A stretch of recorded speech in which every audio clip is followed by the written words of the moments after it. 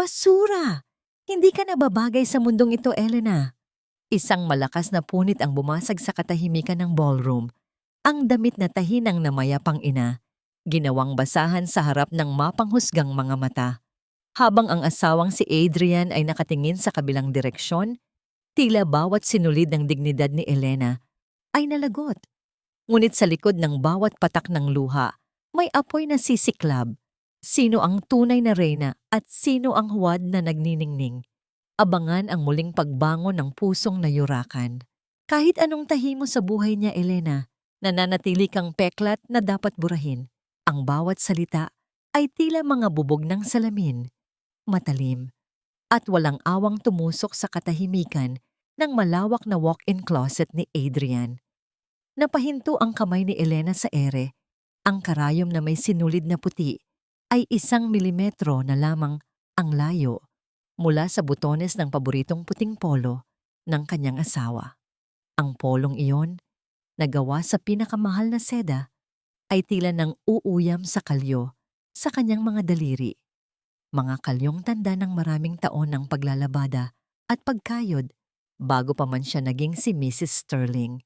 Inaasahan niyang isusuot ito ni Adrian sa kanilang anibersaryo bukas. Isang munting sorpresa, isang paalala na sa likod ng bilyonaryong si Adrian Sterling, merong isang Elenang buong pusong nag-aalaga. Ngunit ang boses sa kabilang linya, ang malamig at parang ahas na boses ni Victoria, ang unang asawa ni Adrian, ay unti-unting dinudurog ang munting mundong iyon. Huwag kang mag-alala, abala siya ngayon, patuloy ni Victoria, at sa tono nito ay halos makita na ni Elena ang mapanlokong ngiti sa mga labi nito. Mayroon kaming importanteng pinag-uusapan dito sa hotel, mga bagay na hindi mo maiintindihan. Alam mo na, usapang negosyo, usapang kapwa makapangyarihan. Bakit hindi ka nalang magluto ng sinigang? Iyon naman ang tanging alam mong gawin, hindi ba? Ang maging isang utusang may titulo na asawa. Hindi makahinga si Elena. Ang mamahaling amoy ng mga damit ni Adrian sa paligid niya ay biglang naging hangin na nanunuot sa buto. Nagyayelo. Tila napako ang kanyang mga paa sa sahig na gawa sa narara. Nais niyang ibaba ang telepono, putulin ang lason na dumadaloy sa kanyang pandinig. Ngunit ang kanyang katawan ay tumangging sumunod. Isang matalim na kirot ang biglang kumirot sa kanyang daliri. Nabitawan niya ang telepono. Gumawa ito ng mahinang kalabog sa makapal na alpombra, ngunit ang kanyang mga mata ay nakatuon lamang sa kanyang kamay. Ang dulo ng karayom ay bumaon sa kanyang hintuturo. Isang munting patak ng dugong pula ang lumabas, kumalat sa kaputian ng tela ng polo. Isang maliit na mantsa sa perpektong mundo ni Adrian. Isang peklat. Tulad ng sinabi ni Victoria, sinubukan niyang punasan iyon, ngunit lalo lamang kumalat ang dugo na parang isang lihim na hindi na maaaring itago. Nanginginig ang buong katawan niya. Bawat tibok ng kanyang puso ay isang tanong. Bakit? Bakit hinayaan ni Adrian na mangyari ito? Ilang sandali pa, ang ugong ng makina ng sasakyan sa labas ang pumutol sa katahimikang bumibiyak sa kanyang dibdib. Dumating na siya. Dali-daling pinulot ni Elena ang telepono at itinago ang polong may mantsa sa likuran niya na parang isang batang nahuling gumawa ng kasalanan. Pilit siyang ngumiti. Isang pekeng ngamong ngiti na halos pumunit sa kanyang mga labi. Habang naghihintay sa pagpasok ng asawa, bumukas ang pinto ng kanilang silid. Pumasok si Adrian. Dala ang bigat ng isang buong araw ng trabaho sa kanyang mga balikat. Ngunit hindi ang pagod sa mukha nito ang unang napansin ni Elena. Isang amoy na hindi kanya, ang matamis ngunit nakakalasong halimuyak ng pabango ni Victoria. Nakakapit iyon sa mamahaling suit ni Adrian, tila isang anunsyo ng tagumpay ng babaeng iyon. Nagtama ang kanilang mga mata. Lumapit si Elena, dala pa rin ang takot at pag-asa. Adrian, maaga ka yata? Mahinang sabi niya. Hindi sumagot si Adrian. Tiningnan lang siya nito mula ulo hanggang paa. Isang tingin na hindi niya mabasa.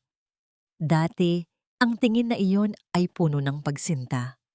Ngayon, tila salamin na lamang na hindi tinatablan ng anumang emosyon. Nilakasan ni Elena ang kanyang loob. Itinaas niya ang kamay para ayusin ang gusot sa kwelyo nito. Isang kilos na dati nitong ikinatutuwa. Ngunit bago pa man dumampi ang kanyang daliri sa balat nito, marahas nitong itinabig ang kanyang kamay. Isang kilos na kasing sakit ng isang sampal. "Huwag mo akong hawakan, Elena," sabi ni Adrian. Ang boses ay kasing lamig ng hangin sa labas. Pagod ako, at sa mga salitang iyon, lumakad ito palayo. Hinubad ang kanyang suit at walang ingat na inihagis sa isang silya. Ang polong puti na pinag-alaya ni Elena ng pagmamahal at dugo ay nanatiling nakatago sa likod niya, isang simbolo ng nasirang pag-asa. At sa gabing iyon, naintindihan ni Elena na ang pinakamasakit na katotohanan ay hindi ang mga salitang sinisigaw, kundi ang mga salitang ipinaparamdam sa gitna ng nakabibinging katahimikan. Ang mantsa ng dugo sa puting polo ay tila isang bukas na sugat sa palad ni Elena. Magdamag niyang sinubukang alisin iyon. Binabad sa malamig na tubig, marahang kinusot gamit ang pinakamahal na sabon. Ngunit tulad ng sakit sa kanyang puso, pilit itong nananatili. Isang mapulang paalala ng gabing iyon kung saan ang halimuyak ng ibang babae at ang lamig sa boses ng kanyang asawa ang nagsilbing pader sa pagitan nilang dalawa. Hindi na muling nag-usap si Adrian at Elena. Kinaumagahan, umalis itong hindi man lang tumitingin sa kanya. Tila isa na lamang siyang kasangkapan sa malaking bahay na yon. Ang almusal na inihanda niya ay nanatiling hindi nagagalaw sa mesa. Lumalamig kasabay ng kanyang pag-asa. Sa gitna ng kanyang pag-iisa, isang sunod-sunod at malakas na pagpindot sa doorbell ang bumasag sa katahimikan na parang isang panibagong unos na gustong pumasok. Nang buksan ng katulong ang pinto, ang matinis na boses ng kanyang tita Carmen ang sumalubong sa kanya. Mas malakas pa sa ugong ng aircon. "Elena, nasaan ka, Hija? Abay, akala mo reyna ka na dito at hindi mo na sinasagot ang mga tawag ko." Pumasok si Tita Carmen na parang pag-aari nito ang buong mansyon. Ang mga mata nito'y mabilis na nilibot ang paligid, sinusuri ang bawat mamahaling palamuti, kinikilatis kung magkano ang katumbas ng bawat isa. Sumunod sa kanya ang pinsan ni Elena na si Marisa, na abala sa pagkuha ng selfie sa tabi ng isang malaking florera.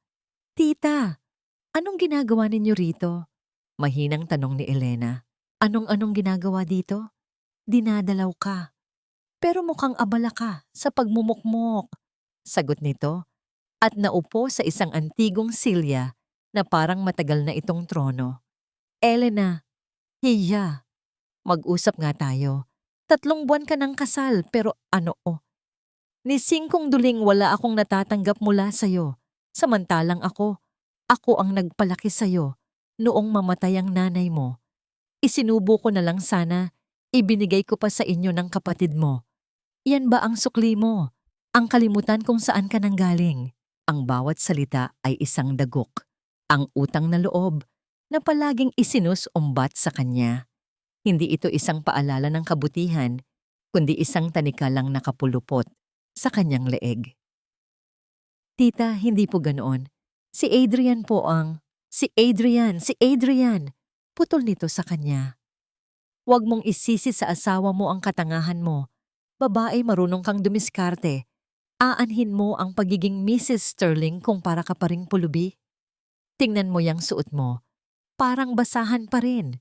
Dapat ngayon, lahat ng branded, suot mo na. Humingi ka ng allowance ng credit card. I-shopping mo kami ng pinsan mo para naman maranasan namin ang ginhawa." Napayuko si Elena, kinagat ang labi para pigilan ang mga luhang nagbabantang tumulo. "Tita, hindi ko po kayang gawin yan. Ayokong isipin ni Adrian na pera lang ang habol ko sa kanya." Isang malakas na halakhak ang pinakawalan ni Tita Carmen, isang halakhak na puno ng pang-aalipusta. "Ay, napaka-inosente mo pa rin. Pera lang naman talaga ang habol ng lahat. At kung hindi mo kayang gawin yan para sa amin, may iba akong paraan. Si Marisa, kailangan niya ng trabaho. At alam kong kaibigan mo pa rin si Victoria, di ba? Ang unang asawa ni Adrian. Napakabait ng babaeng yon. Tumawag siya sa akin kahapon.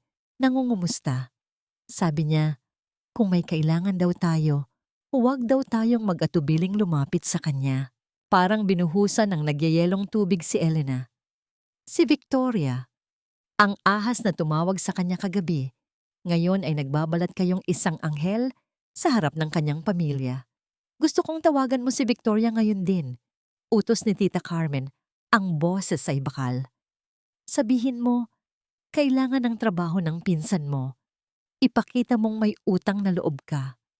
Kung hindi mo kayang bigyan ng ginhawa ang pamilyang nagpalaki sa'yo, baka naman si Victoria, kaya niya. Nakatayo lang si Elena, hindi makagalaw. Isang pagpipilian na parehong impyerno. Ang suwayin ang tiyahing kumupkop sa kanya o ang lumuhod sa paanan ng babaeng sumisira sa kanyang buhay. Habang nag-iisip siya ng isasagot, isang pamilyar na boses ng babae ang narinig mula sa may pintuan. Isang boses na malambing ngunit may nakatagong lason. Oh, it seems I came at the right time. May family meeting yata? Sabay-sabay silang napalingon. Nakatayo roon si Victoria, suot ang isang eleganteng puting bestida, nakangiti na parang isang santa. Ang kanyang mga mata, gayunpaman, ay nakatuon lamang kay Elena, puno ng tagumpay at pang-uuyam. Dahan-dahan itong lumapit sa gulat na si Elena at bumulong. Sapat lang para siya ang makarinig. Huwag kang mag-alala, Elena. Nandito ako para tumulong at para kunin ang lahat ng dapat ay sa akin. Ang pagdating ni Victoria ay parang isang malamig na hangin na biglang pumasok at pumuno sa buong mansyon. Sa isang iglap, ang atensyon na kanina'y nakatuon kay Elena ay nabaling lahat sa kanya. Mabilis na tumayo si Tita Carmen. Ang mukha ay nagningning na parang nakakita ng santo. Ma'am Victoria! Napakagandang sorpresa naman nito. Bati ni Tita Carmen, halos magkanda-ugaga sa paglapit para kunin ang kamay nito at ilagay sa kanyang noo. Isang kilos ng paggalang na hindi nito kailanman ipinakita kay Elena. Tamang-tama ang dating mo, Hija. Kinausap ko nga itong si Elena, pero alam mo na, parang walang naintindihan. Isang matamis na ngiti ang isinukli ni Victoria. It's okay, tita. I understand. Siguro, she's still adjusting to her new life. Mahirap talaga kapag biglaan, di ba? Tumingin ito kay Elena. Ang mga mata ay nagpapanggap na puno ng pag-unawa, ngunit sa likod niyon ay may apoy ng panunuya. Don't worry, Marisa, right? I heard you're looking for a job. I think may bakante sa isa sa mga foundation ko. I'll ask my secretary to call you. Naku, salamat talaga, Ma'am Victoria. Diyos na ang magbabalik sa'yo. Halos maiyak na, sabi ni Tita Carmen, at niyakap pa si Victoria. Nakatayo lang si Elena sa isang sulok, parang isang estranghero sa sarili niyang pamamahay. Ang mga taong inaasahan niyang kakampi ay nasa panig na ng kanyang kaaway. Naramdaman niya ang unti-unting paglamig ng kanyang mga kamay. Ito na ba ang simula ng kanyang pagkatalo? Sa gitna ng kasiyahan ni Tita Carmen, ang tunog ng pagdating ng sasakyan ni Adrian ang muling nagpabago sa kapaligiran. Bumalik ito. Pagpasok ni Adrian sa sala, ang una niyang nakita ay si Victoria na nakikipagtawanan sa pamilya ni Elena. Kumunot ang kanyang noo. Victoria? What are you doing here? Mabilis na umarte si Victoria na parang nagulat. Oh, Adrian, darling, I'm sorry. Dinalaw ko lang si Elena. I was worried about her. At nagkataon namang nandito rin pala ang tita niya. We were just having a nice chat. Lumapit si Victoria kay Adrian. Inayos ang kurbata nito na parang sila pa rin ang mag-asawa. Isang kilos na sinadya para ipamukha kay Elena kung sino ang mas may karapatan. Hindi umimik si Adrian, ngunit hindi rin nito inalis ang kamay ni Victoria. Ang mga mata niya ay napunta kay Elena na nakatayong mag-isa. Ang muka ay bakas ang sakit at pagkalito. Mukhang napagod ka yata, Elena, sabi ni Victoria. Ang boses ay puno ng pag-aalala. You look pale. Maybe you should rest. Huwag mong masyadong isipin ang mga bagay-bagay. It's not good for your mental health. Alam mo na, baka kung ano pa ang pumasok sa isip mo. Ang mga salitang yon, bagamat malumanay, ay may bigat ng isang akusasyon. Isang patutsada na si Elena ay hindi matatag, na baka may problema sa pag-iisip. Napansin ni Tita Carmen ang pahiwatig. Oo nga, Adrian, iho. Itong pamangkin ko, simulat sa pool. Mahina talaga ang loob niyan. Malungkutin. Minsan, parang may sariling mundo. Kaya nga nag-aalala kami. Buti na lang nandyan si Ma'am Victoria para tulungan siya. Ang bawat salita ay tila isang pako na ibinabaon sa ataol ng katotohanan. Si Elena ang biktima, ngunit sa kanilang mga bibig, siya ang nagiging problema. Humarap si Victoria kay Adrian, ang mukha ay seryoso. Adrian, can we talk? In private? Tumango si Adrian at sumunod dito papunta sa kanyang opisina. Isinara ang pinto. Naiwan si Elena sa sala kasama ang tiyahin at pinsan na ngayon ay nagbubulungan habang nakatingin sa kanya ng may panghuhusga. Hindi niya narinig ang pinag-usapan sa loob, ngunit hindi na niya kailangan pang marinig. Ang epekto niyon ay malinaw na malinaw nang lumabas si Adrian mula sa opisina pagkalipas ng ilang minuto. Mag-isa na lamang ito. Lumapit si Adrian sa kanya. Ang tingin nito ay hindi na malamig, ngunit hindi rin mainit. Isang tingin na puno ng pag-aalinlangan na parang tinitingnan siya bilang isang pasyente. Elena, mahinahon niyang sabi, ngunit ang kahinahunan ay mas masakit pa sa isang sigaw. Victoria told me everything, sabi niya. You've been acting strange lately, na baka masyado kang na-pressure sa pag-aasawa sa akin. She suggested you see a therapist para matulungan ka. Gumuho ang mundo ni Elena. Ang babaeng sumisira sa kanya ang siya pang nagmungkahing kailangan niya ng tulong. At ang asawa niya, ang lalaking pinangakuan niyang makakasama habang buhay, ay naniwala. Adrian, hindi totoo yan. Pakiusap ni Elena. Ang boses ay nanginginig. Si Victoria, may masama siyang balak. Umiling si Adrian, isang kilos ng pagod at pagkadismaya. Elena, stop it. Victoria is just trying to help. She's worried about you. We're all worried. Maybe you should listen to her. Magpahinga ka muna. I'll ask the maids to bring your dinner to your room. At sa mga salitang yon, tinalikuran na naman siya ni Adrian. Hindi isang marahas na pagtalikod, kundi isang tahimik na pag-abandona. Isang pagpapatunay na ang laso na ikinalat ni Victoria ay nagsisimula nang kumalat sa isipan ng kanyang asawa. Naiwan siyang nakatayo sa gitna ng malawak na sala, napapaligiran ng karangyaan, ngunit dama ang matinding kahirapan ng pag-iisa. Sa sandaling iyon, napagtanto niya na ang pinakamalaking laban niya ay hindi laban kay Victoria, kundi laban sa mga kasinungalingang unti-unting bumabalot sa lalaking pinakamamahal niya. Ang hapunan ni Elena ay dumating sa isang silver tray, dala ng isang katulong na hindi man lang magawang salubungin ang kanyang mga mata. Inilapag ito sa isang maliit na mesa sa tabi ng bintana, at pagkatapos ay mabilis na umalis, isinara ang pinto na parang ayaw madamay sa kung anumang salot na bumabalot sa silid na yon. Ang pagkain ay simbolo ng pag-aaruga, ng pag-aalala. Ngunit ang pagkaing hindi ginagalaw ay simbolo ng paglimot, isang obligasyon na ginawa na lamang para masabing may ginawa. Hindi ginalaw ni Elena ang pagkain. Tinitigan niya lamang ang sariling refleksyon sa bintana, kung saan ang dilim ng gabi sa labas ay tila mas maliwanag pa kaysa sa nararamdaman niya sa loob. Nasasaktan siya, ngunit higit pa sa sakit, nalilito siya. Totoo ba ang sinasabi nila? Na baka nga nababaliw na siya? Na ang lahat ng ito, ang panlalamig ni Adrian, ang pagbabalik ni Victoria, ay mga multo lamang na nilikha ng sarili niyang isipan? Hindi, hindi maari. May mali. At kailangan niyang malaman kung ano. Dahan-dahan siyang tumayo. Ang bawat galaw ay may bigat. Kailangan niyang makausap si Adrian. Kahit paitaboy siya nito, kailangan niyang subukan. Kailangan niyang ipaglaban ang kanilang pagsasama. Dahan-dahan niyang binuksan ang pinto ng silid. Ang tanging tunog ay ang mabilis na kabog ng kanyang dibdib.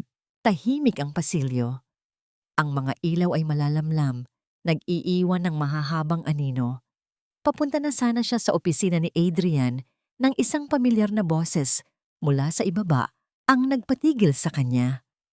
Boses ni Tita Carmen, nasa telepono, nagsasalita sa paraang masaya at walang pakundangan.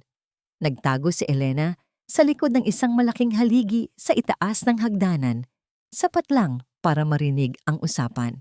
"Oh, Marisa anak, ayos na. Napakabait talaga ni Ma'am Victoria." Masayang bulalas ni Tita Carmen. "Ipinasok na niya ang bayad para sa ospital ng kapatid mo. Buong 1 taon, sagot na niya. At hindi lang yan, binigyan pa niya ako ng pang-shopping. Sabi niya, tulungan ko lang daw siyang alagaan si Elena." Nanlamig ang buong katawan ni Elena. Ang pera para sa kapatid niya, galing kay Victoria? Paano alagaan? Patuloy ni Tita Carmen sa kausap. "Simple lang. Kailangan ko lang sabihin kay Adrian ang totoo. Na itong si Elena, may pagkabaliw talaga. Na kailangan niya ng tulong sa doktor. Para kapag nagsalita si Elena ng masama laban kay Ma'am Victoria, iisipin ni Adrian na gawa-gawa lang niya. Gets mo ba? Para din naman sa kapakanan niya yon. Kung hiwalayan siya ni Adrian, baka mas malaki pa ang makuha niyang settlement. Tayo na ang bahalang mag-manage ng pera niya." Isang malakas na tawa ang narinig ni Elena mula sa kanyang tiyahin. Isang tawa na tila pumupunit sa bawat natitirang hibla ng kanyang pagtitiwala sa mundo. Ang lahat ay kasinungalingan. Isang malaking, nakamamatay na sabwatan. Ang kanyang sariling kadugo ang nagbenta sa kanya sa kalaban. Ipinagpalit ang kanyang katinuan para sa salapi. Hindi na niya napigilan ang sarili. Bumaba siya ng hagdan. Ang bawat hakbang ay mabigat sa galit at pait. Gulat na napalingon si Tita Carmen at agad na ibinaba ang telepono. Elena, kanina ka pa dyan?" Nauutal na tanong nito. "Narinig ko ang lahat, tita," sabi ni Elena. Ang boses ay mahina, ngunit matatag, na parang isang basag na salamin na kaya pa ring makasugat. "Paano ninyo nagawa sa akin ito? Sa sarili ninyong pamangkin?" Nawala ang pagkataranta sa mukha ni Tita Carmen at napalitan ito ng katigasan. "At ano ngayon kung narinig mo? Anong gagawin mo? Magsusumbong ka kay Adrian? Sige, subukan mo. Sino sa tingin mo ang paniniwalaan niya? Ikaw na sinasabi ng lahat na nawawala sa sarili? O ako, ang nag-iisang pamilya mo na nag-aalala sa'yo?" "Kahit na, sasabihin ko ang totoo." Giit ni Elena, nangingilid na ang mga luha. Ngumisi si Tita Carmen, isang ngisi na puno ng lason. Lumapit ito sa kanya at bumulong ng mga salitang tatatak sa kaluluwa ni Elena magpakailanman. "Sige, magsalita ka. At sa oras na buksan mo ang bibig mo, sa oras na maniwala sa'yo si Adrian at itigil ni Victoria ang tulong niya, ako mismo ang pupunta sa ospital. Ako mismo ang magsasabi sa mga doktor na itigil ang gamutan sa kapatid mo. Gusto mo bang mamili, Elena? Ang katinuan mo o ang buhay ng kapatid mo?" Parang isang kidlat na tumama kay Elena ang mga salitang iyon. Napaurong siya, napasandal sa malamig na pader. Ang katotohanang hawak niya ay naging isang patalim na ngayon ay nakatutok sa pinakamamahal niyang kapatid. Nakatayo siya roon. Bilanggo ng isang lihim na hindi niya maaaring isigaw. Ang katahimikan na ipinataw sa kanya ay hindi na lamang dahil sa takot, kundi dahil sa pag-ibig. At sa gabing iyon, naintindihan niya na may mga kulungang hindi gawa sa bakal, kundi sa mga tanikala ng tungkulin at pagsasakripisyo. Ang mga salita ni Tita Carmen ay bumabalot kay Elena na parang isang malagkit na kumot, bumibigat sa bawat hininga niya. Ang kagustuhang isigaw ang lahat kay Adrian, ang pagnanais na tuluyang itapon ng mga kasinungalingan, ay napalitan ng takot. Isang nakakaparalisang takot para sa buhay ng kanyang kapatid. Ang bawat halik na natanggap niya mula kay Adrian, ang bawat yakap na naramdaman niya noong nagsisimula pa lang ang kanilang pagmamahalan, ay tila nagiging isang malagim na biro. Sa kabila ng lahat, kinailangan niyang lumaban para sa kanyang kapatid, para sa kanyang sarili. Sa mga sumunod na araw, nagbago ang kilos ni Elena. Hindi na siya ang babaeng tahimik na nagluluto ng sinigang habang nagdurusa sa sulok. Hindi na siya ang babaeng nalulungkot sa harap ng walang pakialam na asawa. Bagkus, siya'y naging masikap. Palihim niyang inaaral ang mga financial report ng kumpanya ni Adrian na nakukuha niya sa opisina nito. Nagtatanong siya sa mga staff, nagpapanggap na interesado sa negosyo ng kanyang asawa. Ang bawat tanong ay may layuning malaman kung paano kumikilos si Victoria, kung saan nakalagay ang mahihina nitong puntos. Bakit ka ba ganyan ka-interesado sa trabaho ko, Elena? Tanong ni Adrian isang gabi, nang makita siyang hawak ang isang makapal na file. May bahid ng pagtataka sa tono nito, ngunit hindi na ang dating pagtataka na puno ng pagmamahal.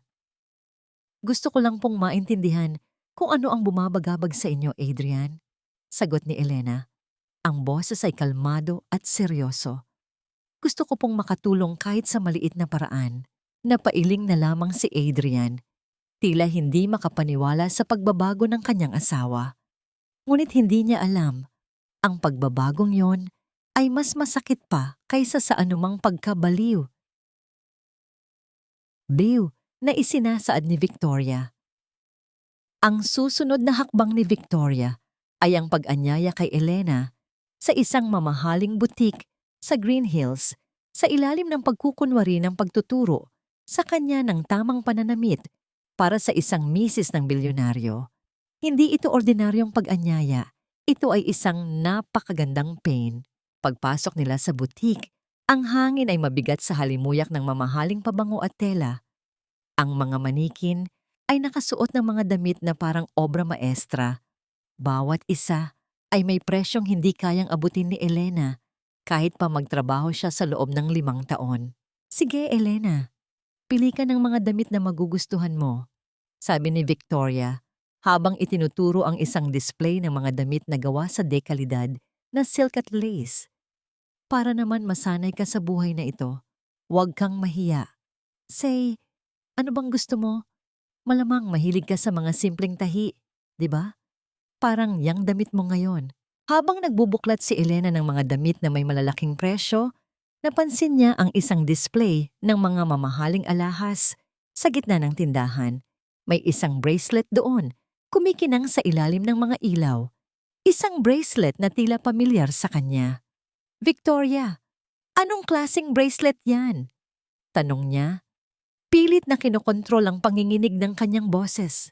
Tumingin si Victoria sa bracelet at ngumiti. Ah, yan? Special piece yan. Handmade. Sabi ng designer, yan daw ang paborito ni Mrs. Sterling. Idiniin nito ang huling salita na tila pangaasar. Pero alam mo, may kwento yan. Nakuha yan ni Adrian para sa akin noon bilang pasasalamat. Alam mo na, bago ka pa dumating. Ang puso ni Elena ay parang isang bato na biglang nahulog sa pinakamalalim na bangin. Ang bracelet na yon, nakita na niya yun dati, hindi sa butik, kundi sa isang lumang kahon ng mga alaala ng kanyang ina. Isang bracelet na suot-suot ng kanyang nanay noong sila'y nagdiriwang ng isang pista. Isang bracelet na minsan, nang mamatay ang kanyang ina, ay nawala. Iyan ang bracelet ng nanay ko. Bulong ni Elena, hindi makapaniwala. Napakunot ang noo ni Victoria, pilit na nagpapanggap na nagulat. Ano? Sigurado ka ba, Elena? Mukhang kamukha lang. Marami namang ganito sa market ngayon. Kung gusto mo, pwede tayong bumili ng isa para sa'yo. Habang nagsasalita si Victoria, Isang sales assistant ang lumapit. May hawak na isang piraso ng tela. Napakagatlabi si Elena. Bigla siyang nakaramdam ng kakaiba. Ang paligid ay biglang naglaho.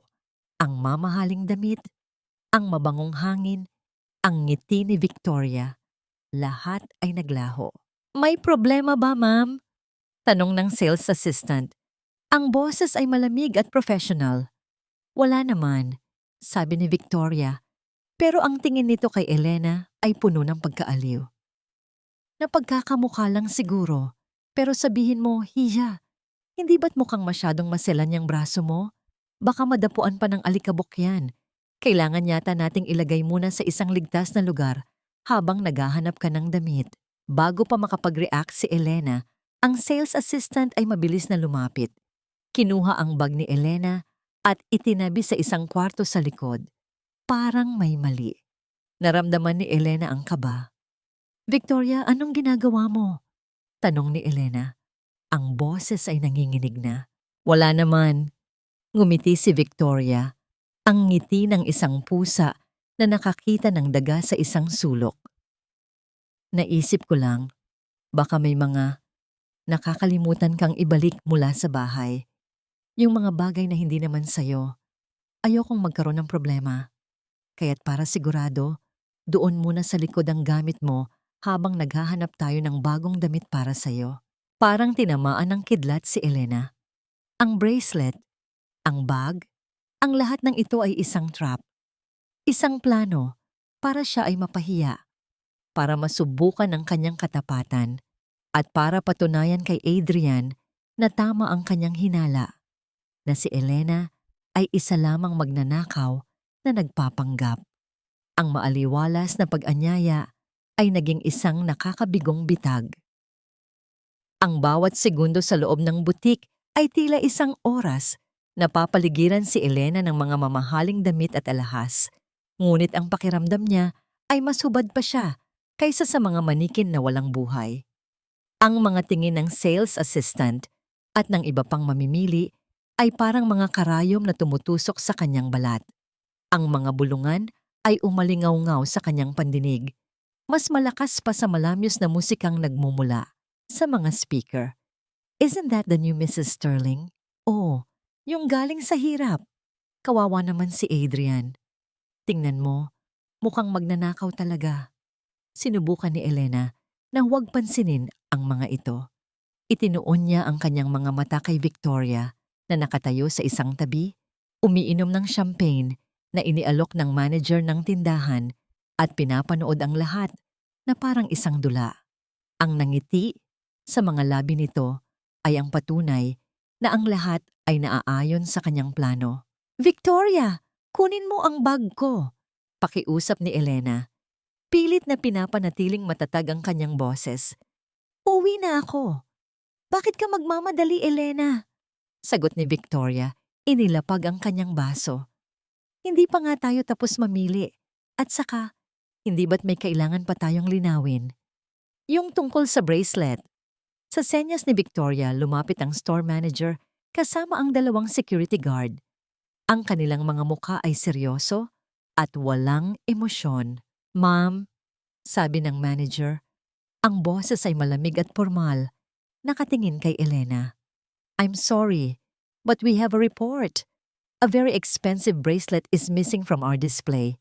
And since you were the last one seen near it. Ano? Hindi makapaniwalang bulalas ni Elena. Hindi ko kinuha yan. Sinasabi ko sa inyo, yan ay pag-aari ng nanay ko. Isang tawang mapang-uyam ang pinakawalan ni Victoria. Elena darling, stop it. Nakakahiya. Kung may kailangan ka, sabihin mo lang. Hindi mo kailangang magnakaw. Adrian can buy you 10 of those. Tumingin ito sa manager. I'm so sorry for this. My friend, she's not well. Medyo nalilito siya sa mga bagay-bagay. Doon na bumigay si Elena.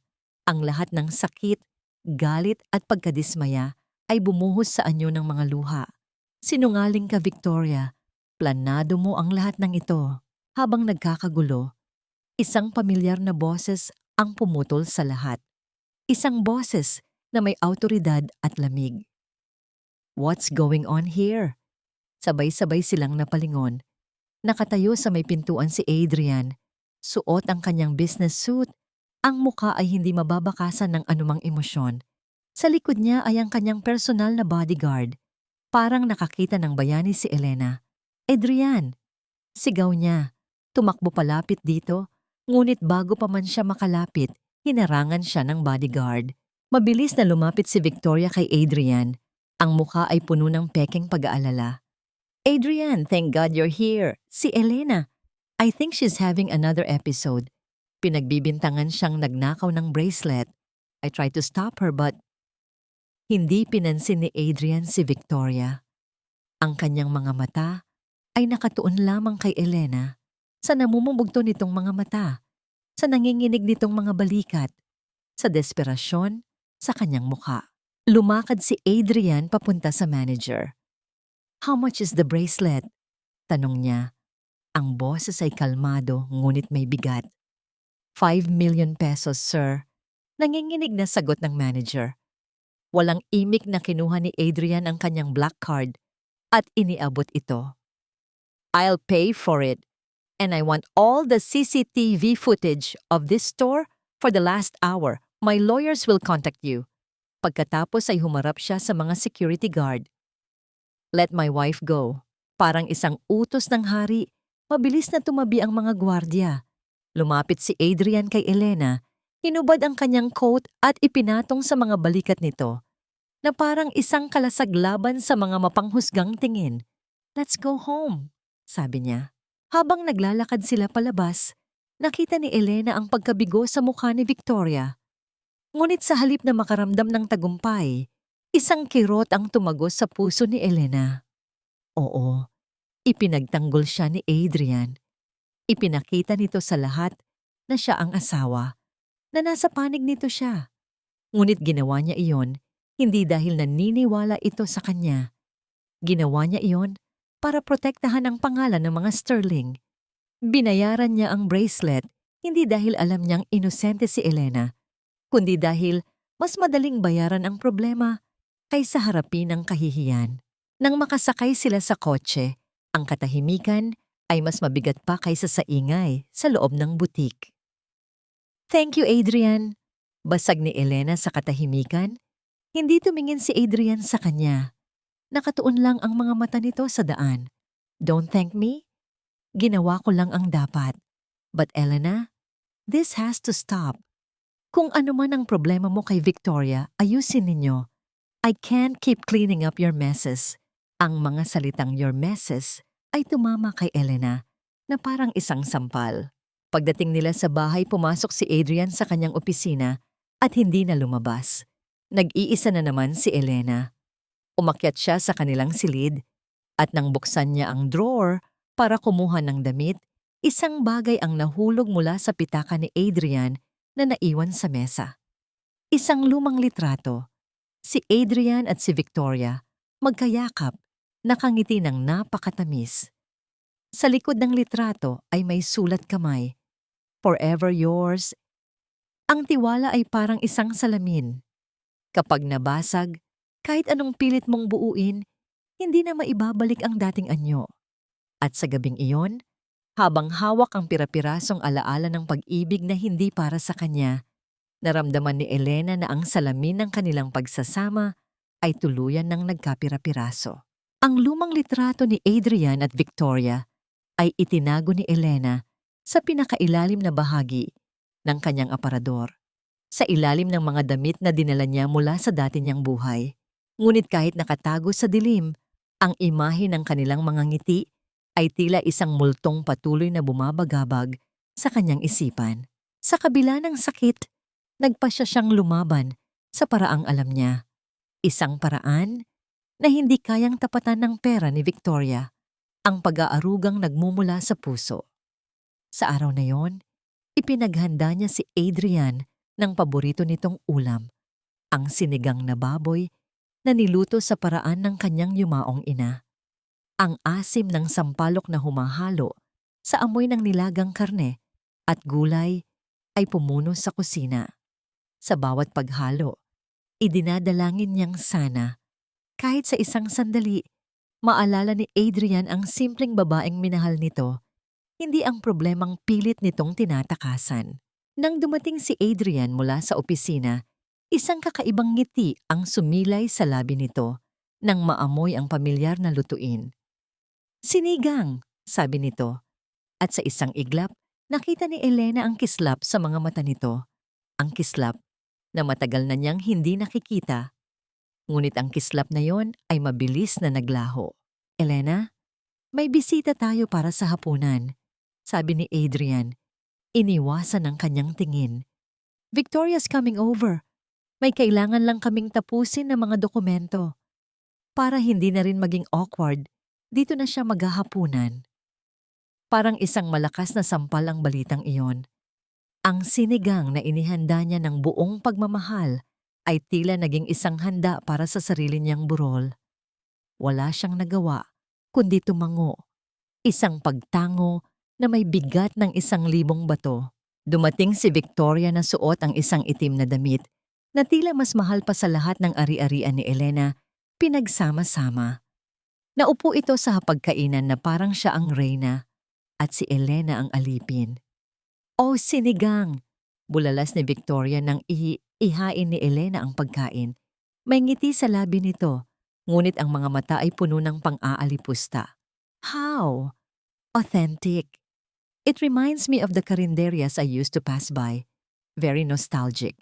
Ang salitang karinderya ay binitiwan nito na parang isang maruming basahan, isang malinaw na insulto, isang pagpapahiwatig na ang pagkain ni Elena ay para lamang sa mga mahihirap. Hindi umimik si Elena.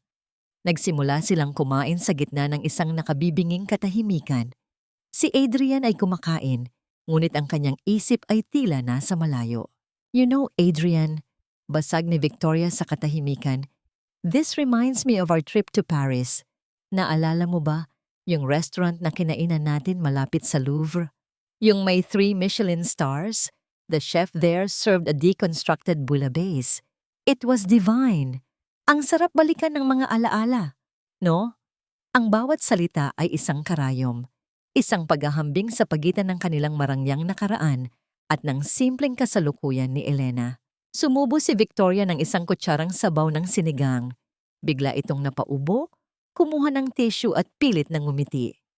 "I'm sorry, it's a bit too acidic for my palate. My doctor advised me to avoid sour food. Baka bumalik ang acid reflux ko." Hindi na niya tinikman muli ang pagkain. Kumuha lamang ito ng kanin at ilang piraso ng gulay. Ang pagtangging iyon ay mas masakit pa sa anumang direktang insulto. Isang pagtanggi hindi lang sa kanyang luto, kundi sa buong pagkatao niya. Tumingin si Adrian kay Elena, hindi nang may pagtatanggol, kundi nang may bahid ng pagkadismaya. "Pasensya na, Victoria. Alam mo naman si Elena, mahilig sa mga simpleng bagay." Ang dating mainit na sabaw ay tila yelo na dumadaloy sa lalamunan ni Elena. Ang bawat subo ay walang lasa. Pakiramdam niya ay isa siyang basurahan na pinagtatapunan ng lahat ng kanilang masasakit na salita at mga tingin. Nang matapos ang hapunan, tumayo si Victoria. "Well, that was a lovely dinner. Thank you for the effort, Elena. Anyway, Adrian, I almost forgot to tell you. Na-approve na ng board ang business trip natin sa Switzerland next week. We need to be there for a week to finalize the merger. I already booked our flights. Magkatabi ang upuan natin para makapag-usap tayo tungkol sa strategy habang nasa biyahe." Hindi man lang tumingin si Adrian kay Elena. Tumango lang ito. "Okay, just send me the itinerary." 1 linggo. Si Adrian at Victoria magkasama sa Switzerland. Naiwan si Elena sa hapagkainan, nakatingin sa mga tirang pagkain. Ang sinigang na dapat sana'y magiging simbolo ng pag-asa ay naging isang malamig na saksi sa kanyang kabiguan. Sa gabing iyon, natutunan niya ang pinakamasakit na leksyon, na ang pag-ibig, tulad ng isang putahe, ay maaaring lumamig at mawalan ng lasa kapag hinaluan ng lason ng nakaraan. Tama? Ang 1 linggong pag-alis ni Adrian ay parang isang walang katapusang gabi para kay Elena. Ang bawat sulok ng malaking mansyon ay sumisigaw ng kanyang pangalan, ngunit ang mga pader ay nanatiling tahimik at malamig. Ang bawat pagtunog ng telepono ay nagbibigay sa kanya ng panandaliang pag-asa, ngunit hindi kailanman ang boses ni Adrian ang kanyang naririnig. Tila sa pagtawid nito ng karagatan, tuluyan na rin nitong kinalimutan ang asawang naiwan. Sa ikatlong araw ng pag-alis ni Adrian, isang tawag ang gumising sa kanya sa kalagitnaan ng gabi.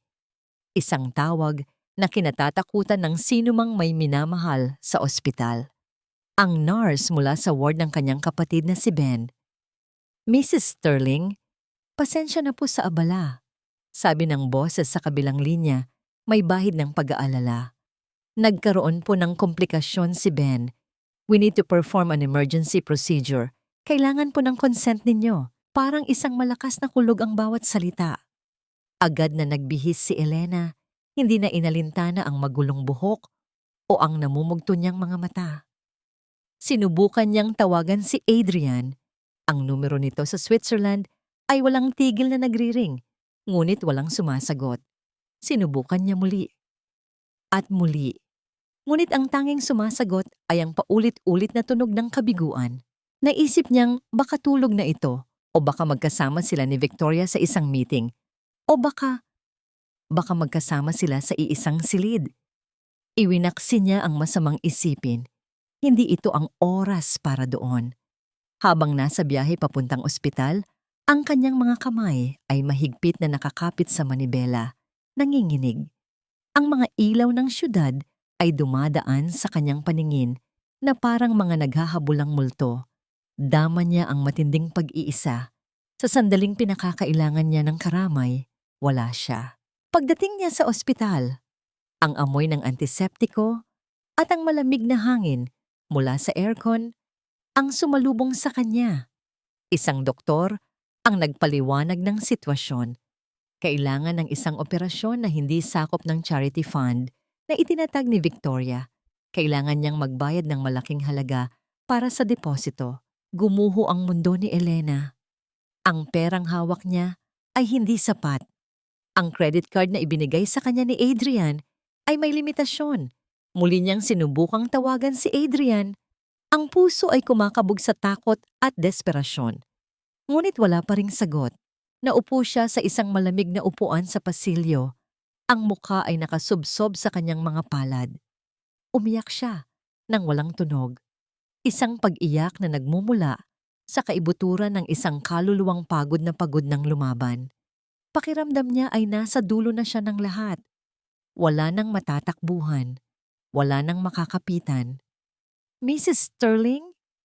Isang boses ng lalaki ang pumutol sa kanyang pagtangis. Isang boses na mahinahon at formal. Itinaas ni Elena ang kanyang ulo.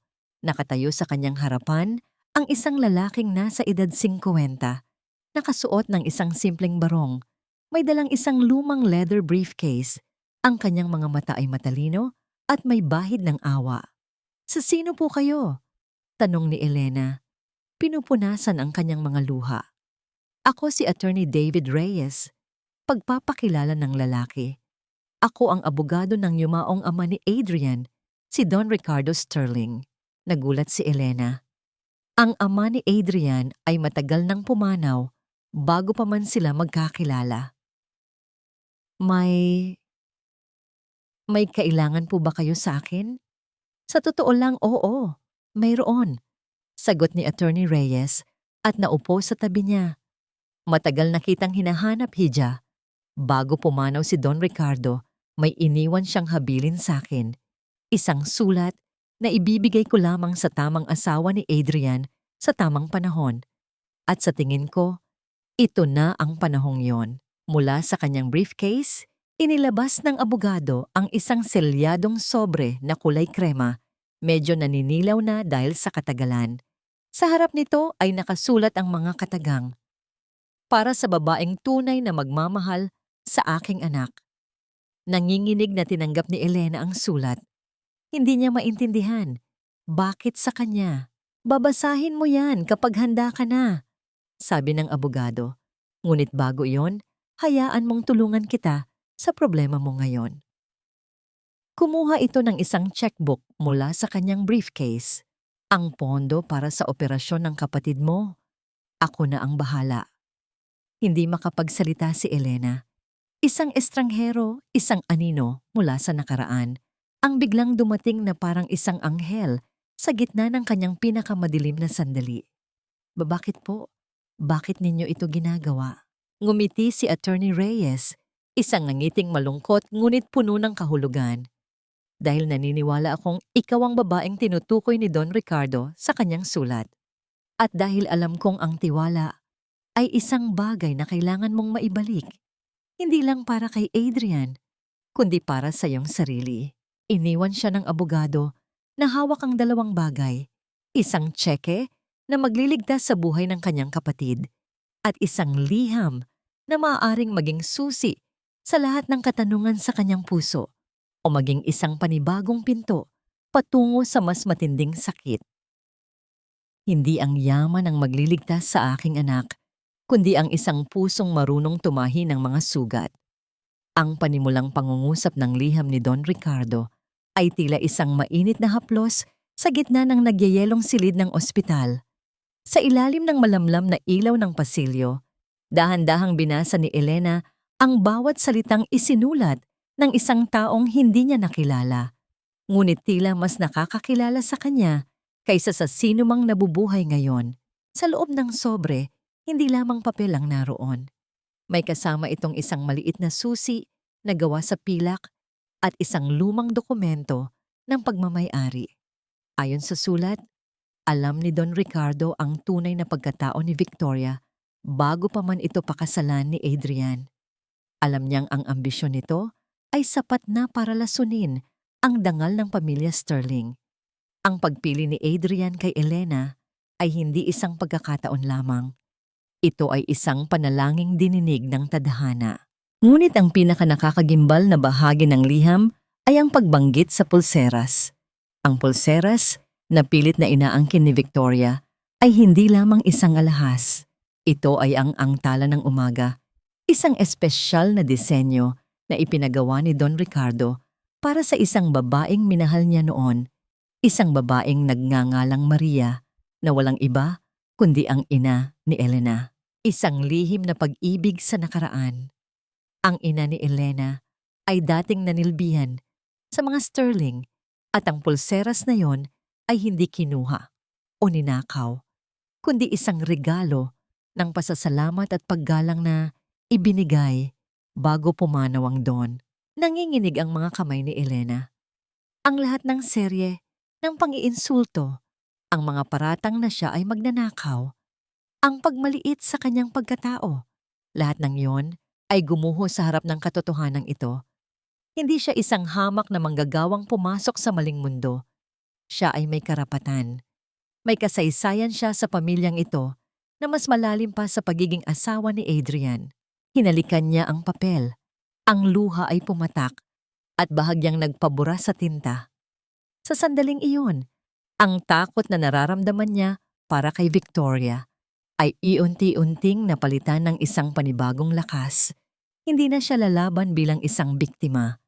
Lalaban siya bilang tagapangalaga ng dangal ng kanyang ina. Pag-uwi niya sa mansyon, sinalubong siya ng nakabibinging katahimikan.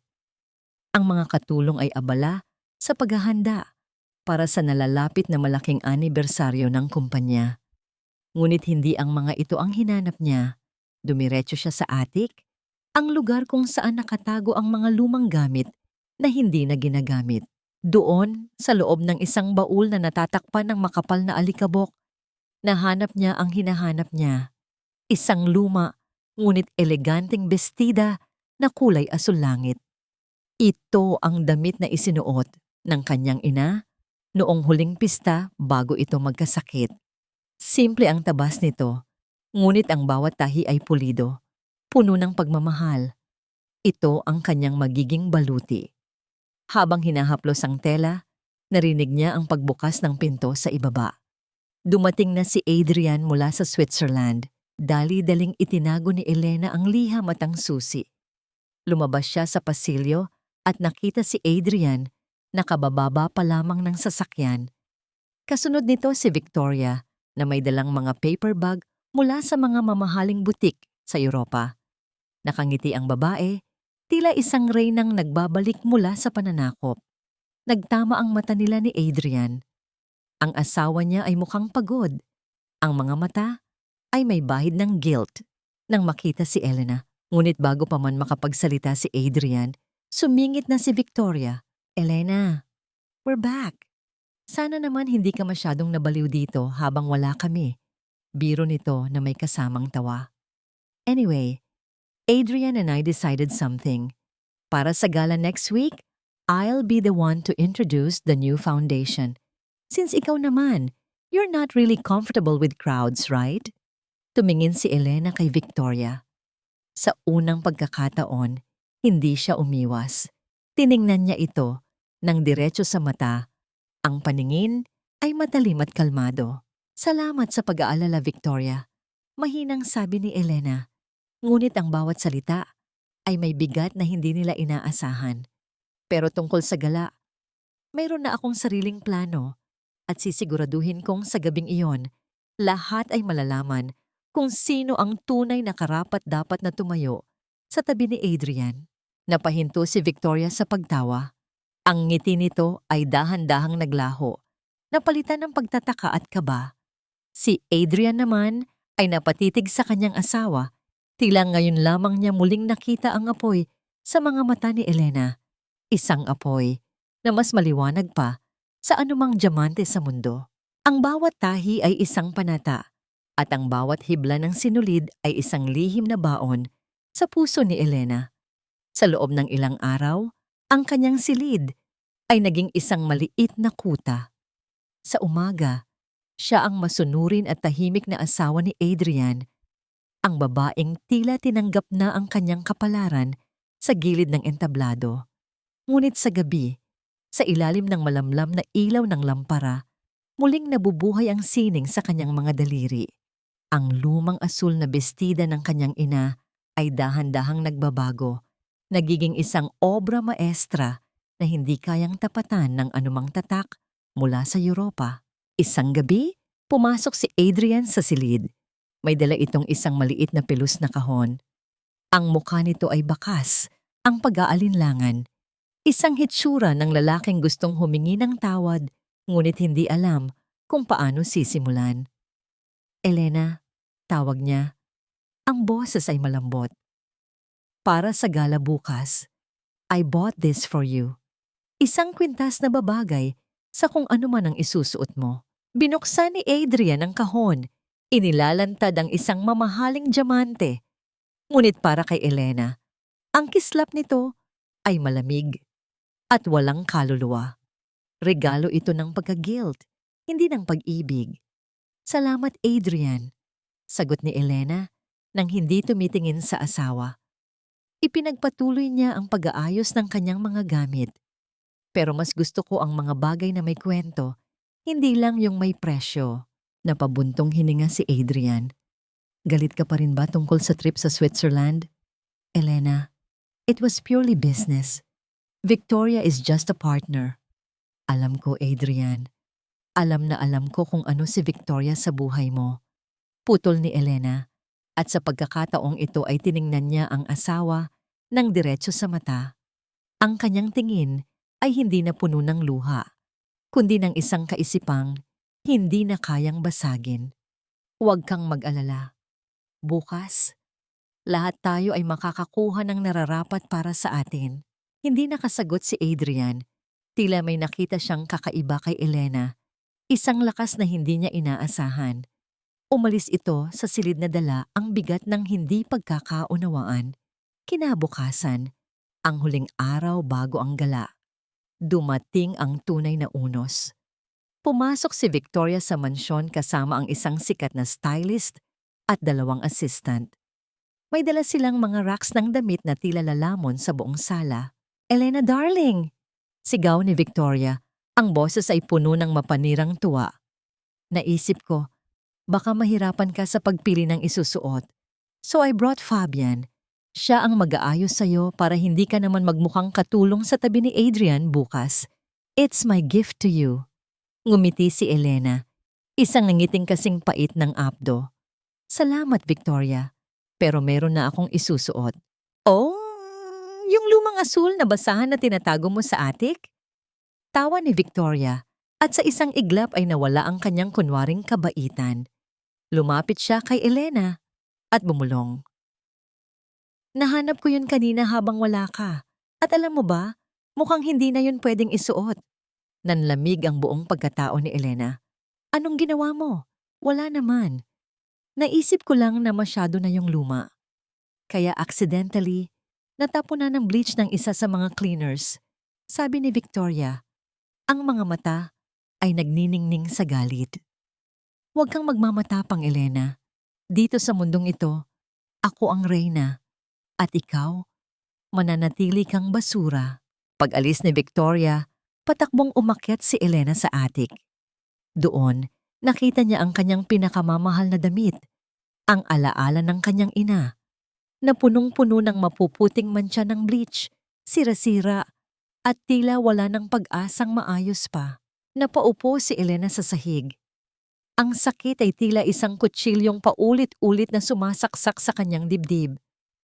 Umiyak siya, hindi dahil sa takot, kundi dahil sa kawalang hiyaan ng babaeng yon. Ngunit sa gitna ng kanyang pagtangis, naramdaman niya ang isang matigas na bagay sa loob ng tahi ng laylayan ng damit. Isang lihim na bulsa, dahan-dahan niyang binuksan ang tahi. Sa loob niyon, nahanap niya ang isang piraso ng tela na may sulat kamay ng kanyang ina at isang lumang susi na may tatak ng sterling. May nakasulat na mensahe. Ang tunay na ganda ay hindi nasisira ng lason dahil ang katotohanan ang pinakamakinang na hiyas. Pinunasan ni Elena ang kanyang mga luha. Ang kanyang muka ay nagbago mula sa pagkadurog patungo sa isang nakakatakot na determinasyon. Tumingin siya sa sirang damit at pagkatapos ay sa susi sa kanyang palad. Akala mo ay talo na ako, Victoria. Bulong niya sa hangin. Habang ang tunog ng ulan sa labas ay tila sumasabay sa kanyang galit. Pero hindi mo alam, ang sinira mo ay ang pabalat lamang.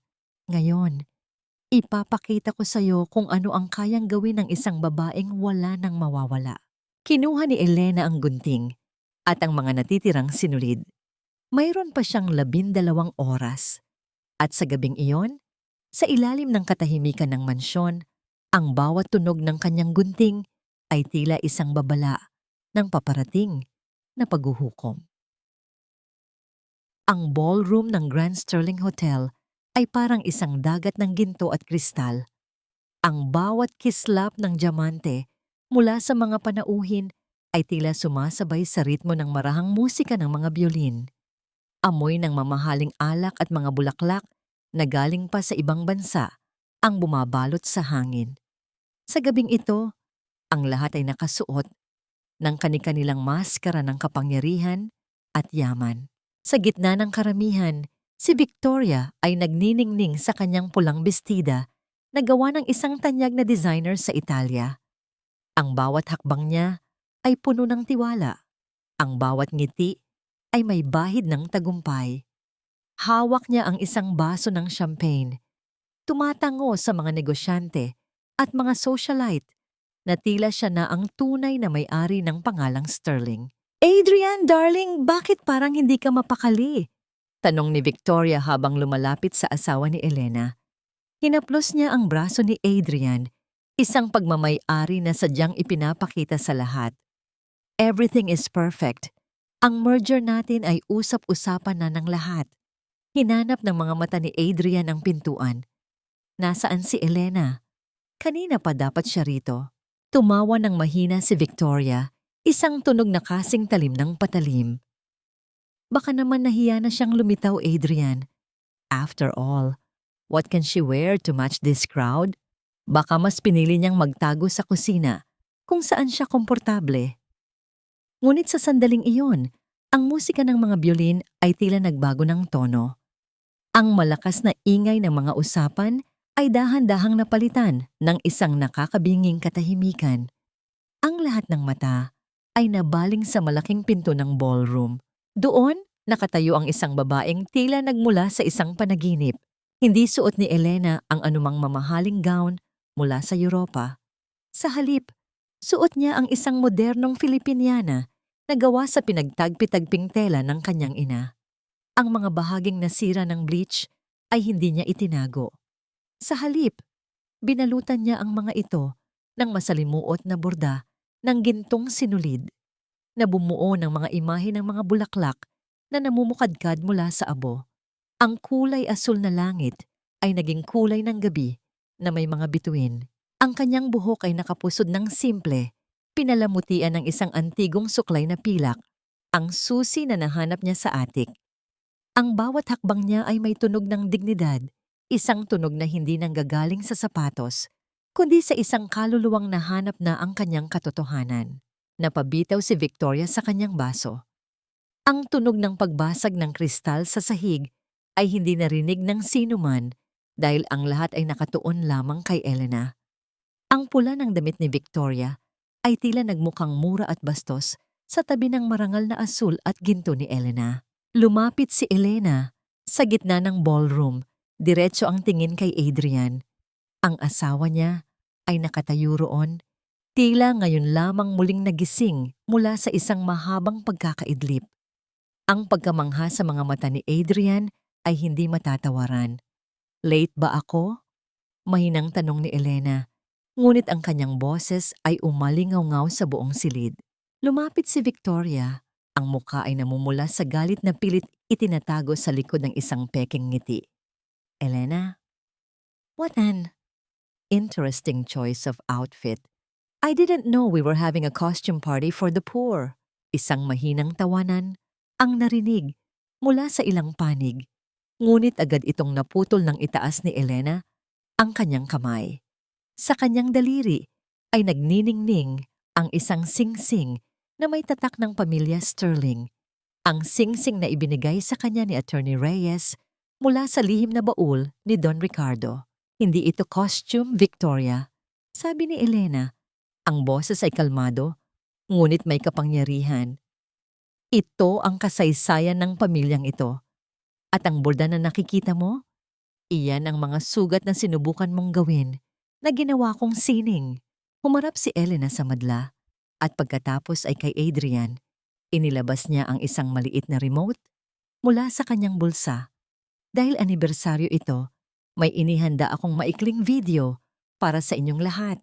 Isang tribute para sa katapatan at sa mga lihim na itinatago sa dilim. Ang malaking screen sa likod ng entablado ay biglang nagbukas. Ang unang imahe na lumitaw ay hindi ang kasaysayan ng kumpanya, kundi isang malinaw na video ni Victoria na ibinibigay ang pera kay Tita Carmen sa isang madilim na sulok ng mansyon. Ang katahimikan sa ballroom ay naging kasing bigat ng gabi. Ang mukha ni Victoria ay naging kasing puti ng papel. At si Adrian, ang kanyang mga kamao ay unti-unting naghihigpit habang pinapanood ang bawat detalye ng pagtataksil sa kanyang asawa. Ang giyera ay hindi pa tapos, ngunit sa gabing iyon, ang lahat ay nalaman na ang tunay na reyna ay hindi ang may pinakamahal na damit, kundi ang may pinakamatapang na puso. Ang bulungan ng mga panauhin ay parang isang dambuhalang alon na humahampas sa mga pader ng ballroom. Ang mga mata ng mga makapangyarihang tao sa Maynila ay palipat-lipat mula sa screen patungo sa namumutlang mukha ni Victoria. Ang katotohanan, sa anyo ng isang malinaw na video, ay hindi na maaaring itanggi. Ngunit si Victoria ay hindi basta-basta susuko. Isang mapait na halakhak ang kumawala sa kanyang mga labi. Isang tunog na puno ng desperation at poot. Isang biro. Isang malaking paninirang puri. Sigaw ni Victoria. Ang kanyang boses ay nanginginig sa galit habang itinuturo si Elena. Adrian, huwag kang maniniwala sa kanya. Ang bidyong yan ay gawa-gawa lamang. Deepfake. Alam nating lahat kung gaano kadesperada ang babaeng ito na manatili sa iyong tabi. Humarap si Victoria sa mga panauhin, pilit na ibinabalik ang kanyang maskara ng pagiging biktima. Tingnan ninyo siya. Suot ang mga basahan ng kanyang ina at nagpapanggap na bahagi ng ating mundo. Magnanakaw na sinungaling pa. Lumakad si Victoria nang mabilis patungo kay Elena. Ang bawat hakbang ng kanyang matutulis na takong sa sahig ay parang tunog ng paparating na hatol. Hindi gumalaw si Elena. Nanatili siyang nakatayo ng tuwid. Ang kanyang mga mata ay puno ng lungkot, ngunit walang bahid ng takot. Gusto mong mapansin, Elena? Gusto mong ipakita ang sining mo? Bulyaw ni Victoria nang makarating sa harapan ng bida. Ipakita natin sa kanila kung ano ang nasa ilalim ng mga burdang ito. Sa isang iglap na hindi inaasahan ng sinuman, iniabot ni Victoria ang kanyang kamay at marahas na hinawakan ang balikat ng Filipiniana ni Elena. Isang malakas at malutong na tunog ng pagkapunit ng tela ang bumasag sa katahimikan ng buong ballroom. Ang mga gintong burda na buong magdamag na tinahi ni Elena ay nalagot. Ang asul na tela na nagmula pa sa kanyang ina ay nahati. Inilalantad ang kanyang balikat at ang puting sando sa ilalim. Ang pagpunit ay hindi lamang sa damit. Ito ay isang tangkang pagpunit sa huling natitirang dignidad ni Elena sa harap ng daan-daang tao. Isang sabay-sabay na singhap ng pagkagulat ang narinig mula sa madla. Ang mga kamera ng mga cellphone ay walang tigil sa pagkuha ng larawan ng bawat segundo ng kahihiyang ito. Napapikit si Elena. Naramdaman niya ang malamig na hangin ng ballroom sa kanyang balat at ang mas malamig na hapdi ng kahihiyan sa kanyang puso. Ngunit sa halip na tumakbo o magtakip, nanatili siyang nakatayo. Ang kanyang mga kamay ay hindi nanginginig. Inangat niya ang kanyang ulo at sa kanyang mga mata ay dumaloy ang isang patak ng luha. Isang luha ng pamamaalam sa huling pagkakataong hahayaan niyang tapakan siya ng sinuman. Masaya ka na ba, Victoria? Mahinang tanong ni Elena. Ang kanyang boses, bagamat mahina, ay tila bumasag sa kapalaluan ng lahat ng naroon. Pinunit mo ang damit ng nanay ko. Pinunit mo ang huling alaala niya. Pero ang dangal ko, hindi mo kayang abutin kahit gaano ka pakatangkad sa iyong mga takong. Tumawa si Victoria, isang tawang malapit na sa pagkabaliw. Dangal? Wala kang ganoon, Elena. Isa kang basura. At ang mga basurang tulad mo ay dapat itinatapon. Akmauling susugod si Victoria para tuluyang hubaran si Elena ng isang malakas at malamig na boses ang nagpatigil sa mundo. Cesar, guard the doors! No one leaves! Si Adrian. Ang kanyang boses ay hindi sumisigaw, ngunit may dalang bigat na tila yelo na dumadaloy sa bawat sulok ng silid. Mabilis siyang naglakad patungo sa gitna. Ang kanyang mukha ay parang isang pader ng bato na hindi matitibag. Ang galit sa kanyang mga mata ay hindi apoy, kundi isang madilim na kailaliman na handang lumamon sa sinumang humarang. Hindi siya tumingin kay Victoria. Ang kanyang paningin ay nakatuon lamang kay Elena. Nang makalapit siya, hinubad ni Adrian ang kanyang mamahaling tuxedo jacket. Sa isang banayad at maingat na kilos, ibinalot niya ito sa nanginginig na balikat ni Elena. Tinatakpan ng punit na tela at ang sugat sa kanyang pagkatao. Enough, sabi ni Adrian. Ang isang salitang yun ay sapat na para patahimikin ang buong hotel. Humarap si Adrian kay Victoria. Ang kanyang tingin ay kasing talim ng isang katana. Victoria, akala ko ay kilala kita. Pero ang hayop na nakikita ko sa harap ko ngayon ay hindi karapat-dapat kahit sa aking galit. Adrian, honey, it's not what it looks like. Pagsusumamo ni Victoria, ang kanyang boses ay naging matinis at desperado. She provoked me. She's crazy. Tumingin si Adrian sa kanyang abogado na nasa gilid lamang. Attorney Reyes, ihanda ang lahat ng dokumento. I am cutting all ties with the Victoria Group. Ngayon din, I don't care about the losses. I don't care about the merger. I want her out of my sight and I want her out of this industry. Ang ballroom ay muling binalot ng bulungan, ngunit sa pagkakataong ito, ang bulungan ay puno ng takot para kay Victoria.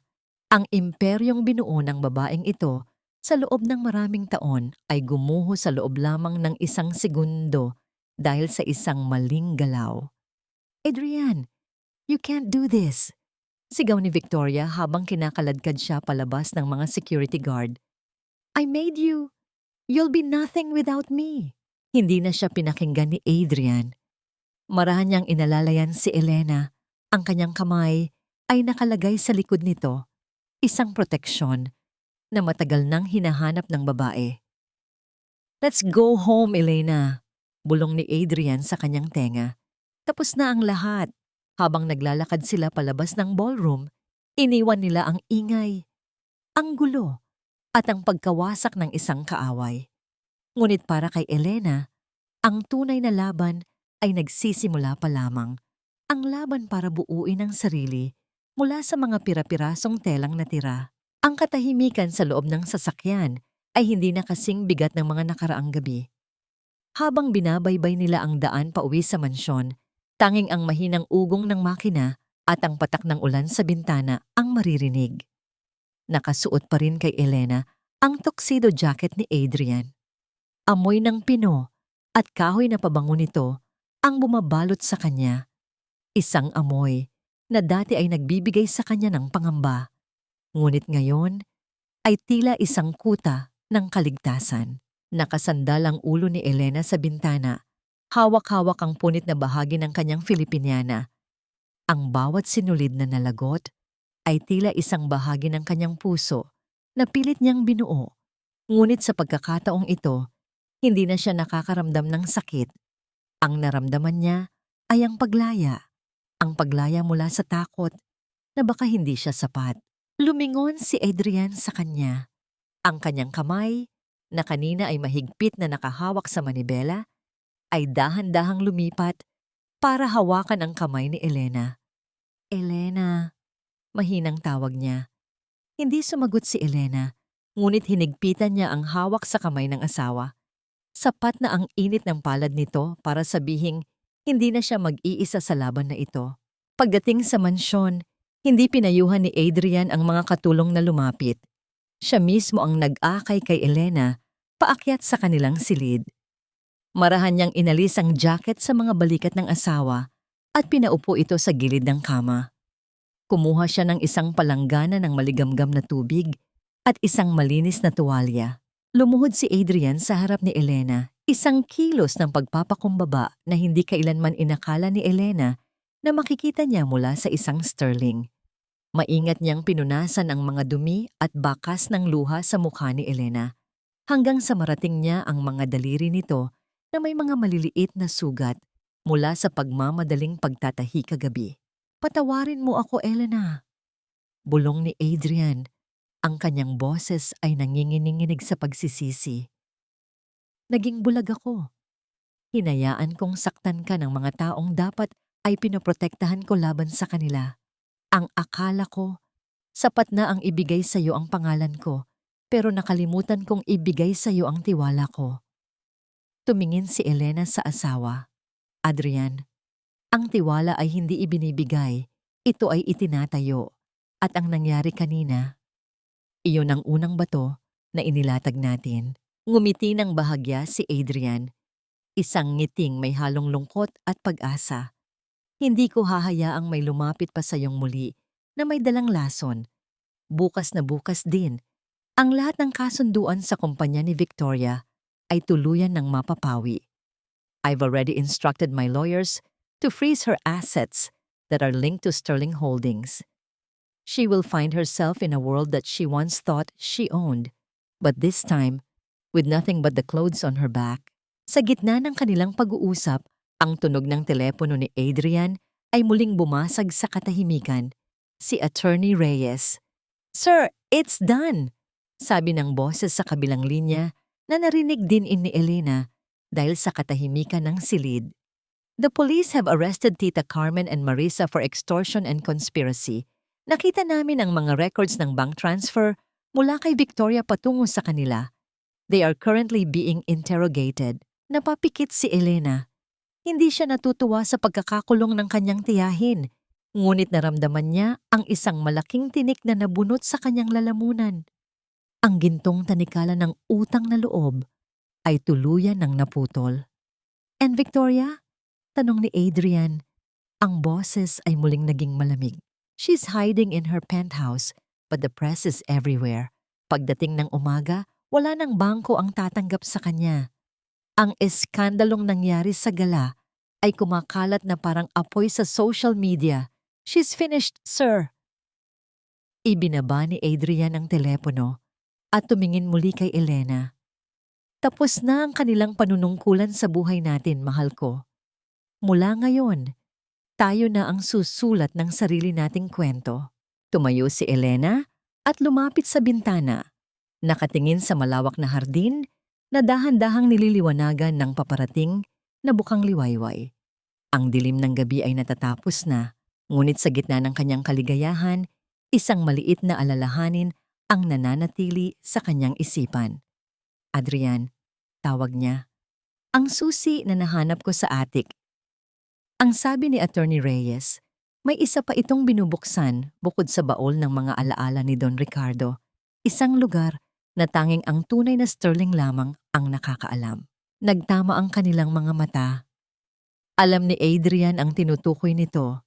Isang lihim na hindi pa niya naibubunyag kahit kanino. Ang balwarte ng katapatan. Isang tagong ari-arian na inilaan ng kanyang ama para sa pagkakataong ang lahat ay gumuho. Gusto mo bang makita? Tanong ni Adrian. Tumango si Elena. Gusto kong malaman ang lahat. Wala nang lihim, Adrian. Wala na.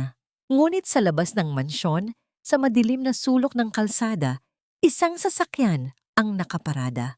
Sa loob niyon, isang pares ng mga mata ang nakatitig sa bintana ng silid ni na Adrian at Elena.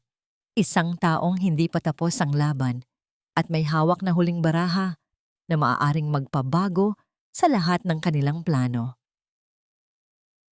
Walang halaga ang ginto kung ang pundasyon ay bulok. Ang mga salitang ito mula sa sulat ni Don Ricardo ay paulit-ulit na tumitibok sa isipan ni Elena habang binabaybay nila ang madilim at palikulikong daan patungo sa paanan ng bundok Makiling.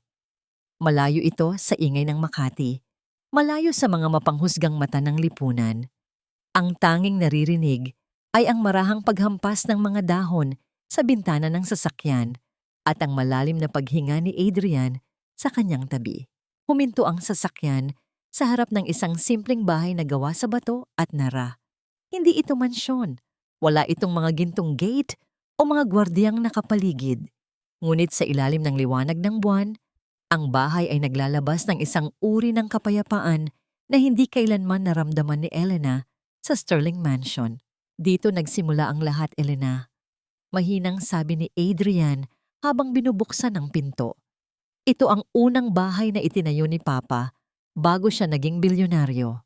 Sabi niya, ito ang tanging lugar kung saan hindi nagsisinungaling ang mga dingding.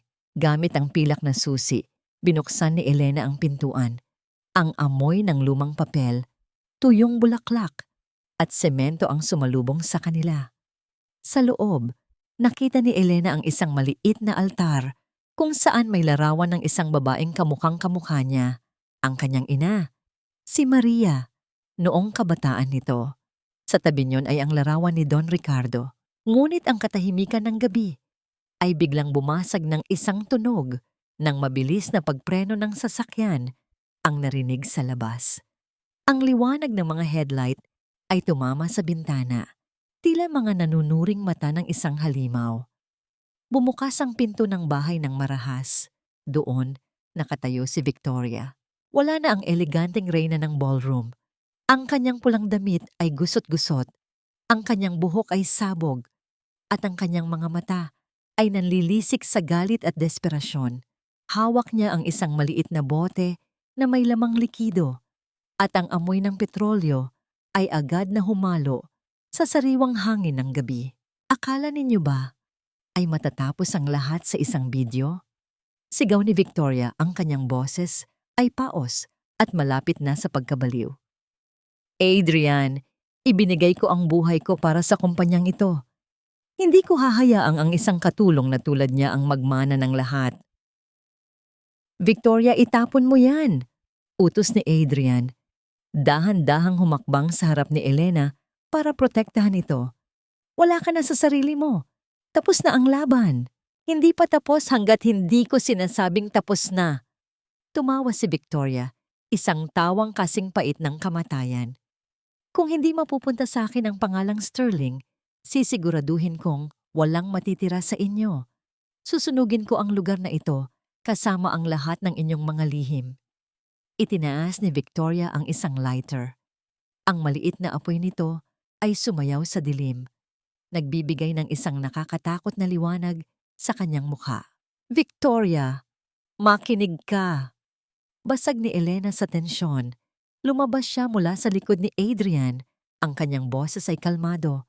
Isang kalmadong nagmumula sa isang taong wala ng kinakatakutan.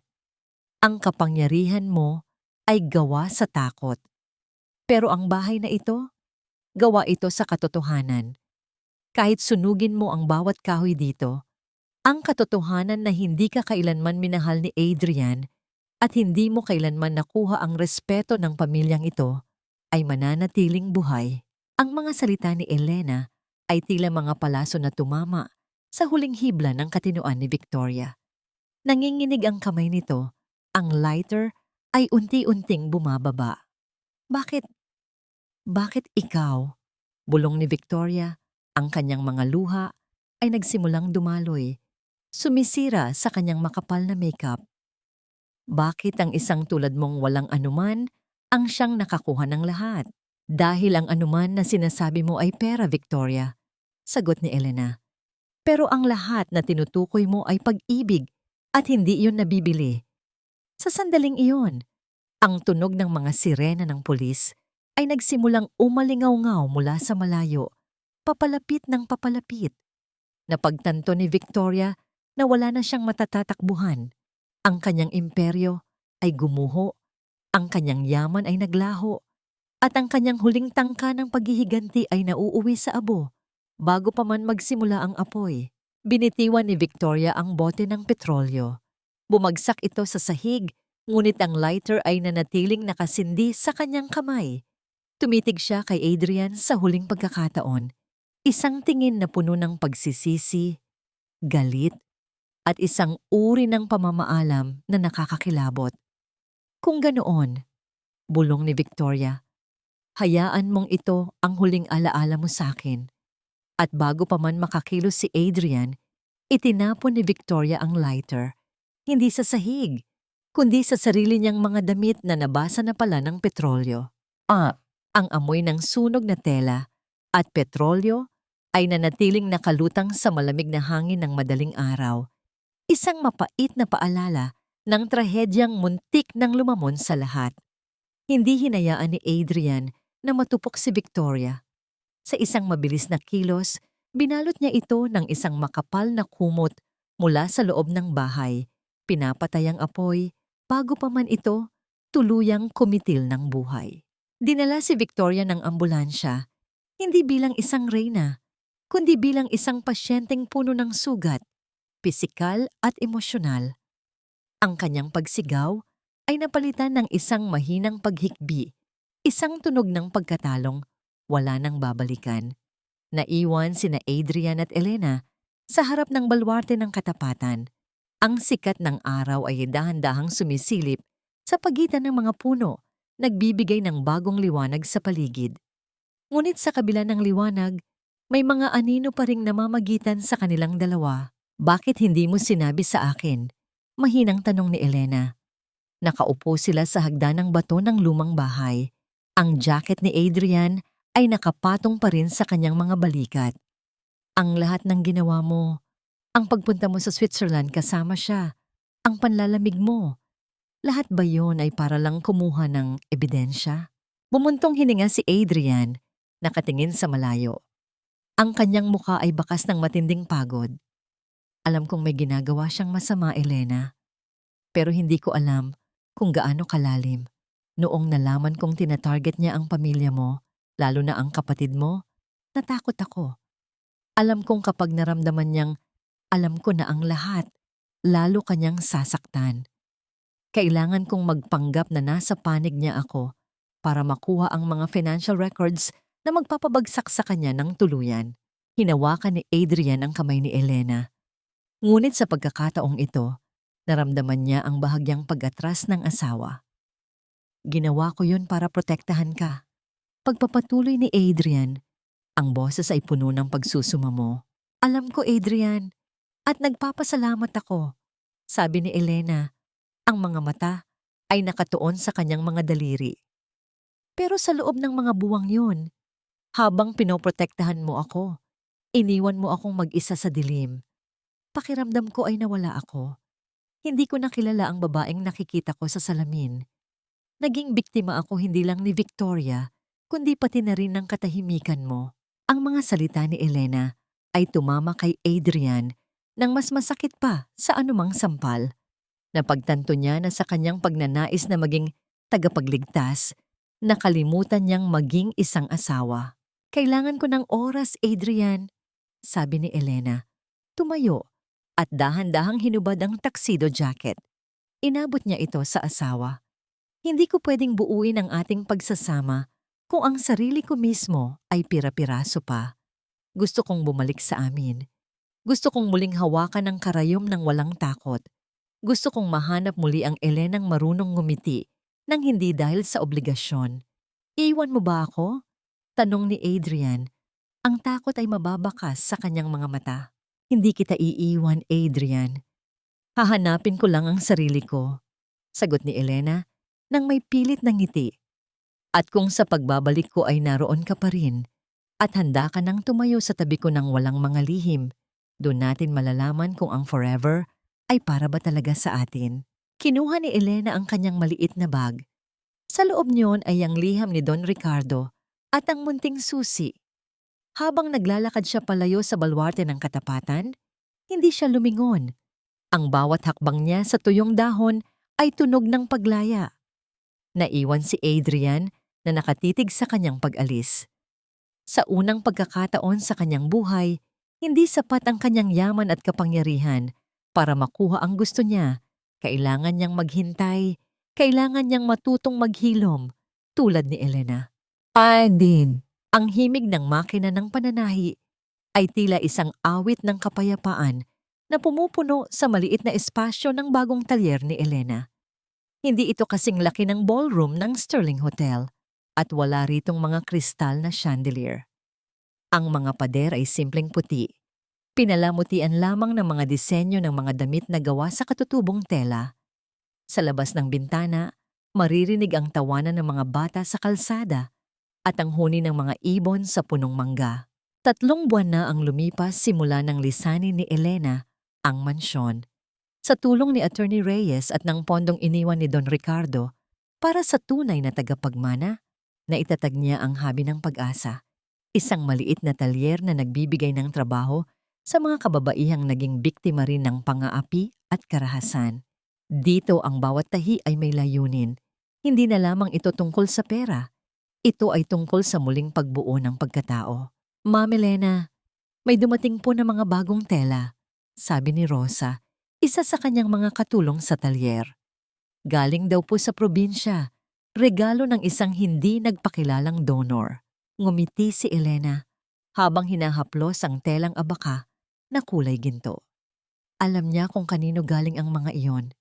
Sa loob ng 3 buwan, hindi siya kailanman ginulo ni Adrian. Walang mga bodyguard na nakabantay, walang mga mamahaling bulaklak na may kasamang mga card ng paghingi ng tawad. Sa halip, nakakatanggap siya ng mga bagay na talagang kailangan ng kanyang talyer.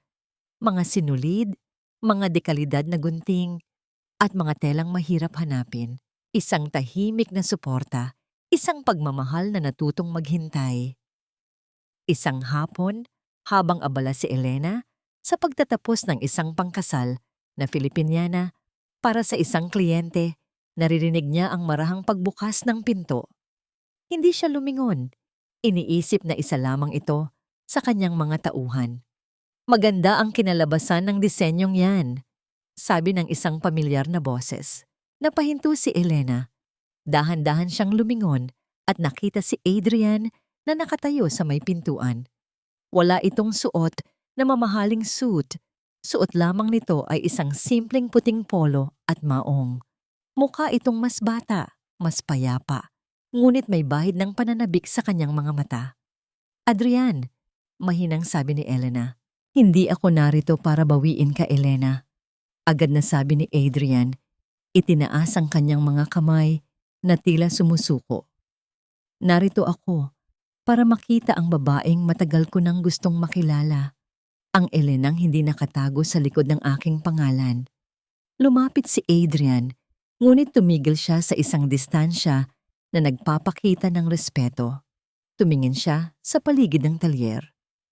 Tama ka, mas makinang ka rito kaysa sa anumang party na dinaluhan natin. You've built an empire of your own, Elena. An empire of heart. Salamat sa mga tela, Adrian, sabi ni Elena. Ibinaba ang kanyang hawak na karayom. Malaki ang naitulong niyo nun sa amin. Maliit na bagay yon kumpara sa itinuro mo sa akin, sagot ni Adrian. Nalaman ko na ang tunay na kapangyarihan ay hindi sa kung anong kaya mong bilhin, kundi sa kung anong kaya mong buuin muli. Kinuha ni Adrian ang isang maliit na kahon mula sa kanyang bulsa. Sa pagkakataong ito, hindi ito diamante. Nang buksan niya ito, nakita ni Elena ang isang lumang thimble, isang daliri na gawa sa pilak. May mga nakaukit na maliliit na bulaklak. Nahanap ko ito sa mga gamit ni Papa sa balwarte, paliwanag ni Adrian. Sabi sa note, ito raw ang ginamit ni Maria, ng iyong ina, noong tinatahi niya ang unang baby blanket ko. I think this belongs to you now. Naramdaman ni Elena ang init sa kanyang mga mata. Tinanggap niya ang thimble at sa pagkakataong yon, ang kanilang mga daliri ay nagtagpo. Wala nang kuryente ng takot, wala nang panginginig ng pag-aalinlangan. Tanging ang init ng 2 taong natutong magpatawad sa isa't isa at sa kanilang mga sarili. Handa ka na bang umuwi? Tanong ni Adrian. Ang boses ay puno ng pag-asa. Tumingin si Elena sa kanyang talyer, sa mga babaeng nagtatrabaho ng may ngiti, at sa thimble sa kanyang palad. Hindi ako babalik sa mansyon bilang palamuti, Adrian. Kung babalik man ako, babalik ako bilang katuwang mo. Sa hirap at ginhawa, sa katotohanan at walang lihim. Iyon lang ang tanging hiling ko, bulong ni Adrian. Ngunit bago pa sila makalabas, isang malakas na tawag mula sa telepono ng talyer ang nagpatigil sa kanila. Isang balita mula sa ospital kung saan naroon si Victoria. Isang balitang magbibigay ng huling tuldok sa nakaraan at magbubukas ng pinto para sa isang hinaharap na hindi nila inaasahan. Minsan, ang pinakamasakit na parusa ay hindi ang pagkakulong sa rehas, kundi ang pagkakulong sa sariling isipan na puno ng pagsisisi.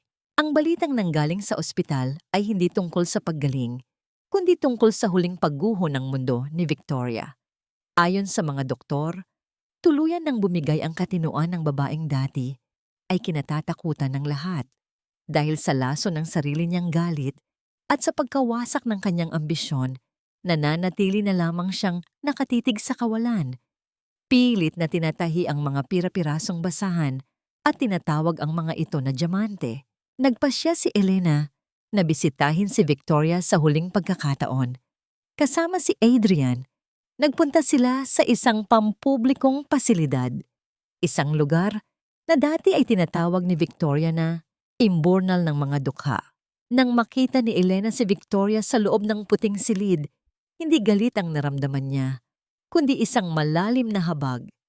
Nakaupo si Victoria sa sahig, ang kanyang mga kuko ay madumi, at ang kanyang buhok ay puti na sa stress. Hawak nito ang isang piraso ng pulang tela, ang natitirang bahagi ng kanyang damit noong gabi ng gala. Kailangang matapos ang burda, bulong ni Victoria. Hindi napapansin ang pagdating ni na Elena. Darating si Adrian. Pakakasalan niya ako. Ako ang Reyna. Ako ang Sterling. Huminto si Elena sa harap ng rehas. Tiningnan niya ang babaeng sumira sa kanyang damit, sa kanyang pamilya, at sa kanyang katahimikan. Sa sandaling iyon, Napagtanto ni Elena na ang tunay na tagumpay ay hindi ang makitang nagdurusa ang kaaway, kundi ang mawala ng pakialam sa galit na dati ay lumalamon sa kanya. "Paalam, Victoria," mahinang sabi ni Elena. Inilapag niya sa labas ng silid ang isang maliit na bag ng mga pagkain at isang malinis na kumot. "Sana sa gitna ng dilim mo, mahanap mo ang kapayapaang kailanman ay hindi mo nahanap sa yaman." Tumalikod na si Elena. Paglabas nila ng ospital, sinalubong sila ng malakas na sikat ng araw. Ang hangin ay sariwa, tila hinihugasan ang bawat bakas ng nakaraan. "Sigurado ka na ba sa desisyon mo?" tanong ni Adrian habang naglalakad sila patungo sa sasakyan. Ibinenta na ni Adrian ang malaking Sterling Mansion at itinatayo ang kanilang bagong tahanan malapit sa talyer ni Elena. Ang lahat ng kayamanan ng kumpanya ay dahan-dahang inililipat sa mga proyektong pangkawanggawa na pinamumunuan ni Elena. "Higit pa sa sigurado, Adrian," sagot ni Elena. Ang kanyang muka ay nagniningning sa tunay na kaligayahan. Ang dignidad ay hindi matatagpuan sa laki ng bahay, kundi sa laki ng puwang para sa pagpatawad. Huminto sila sa harap ng talyer ng Habi ng Pag-asa.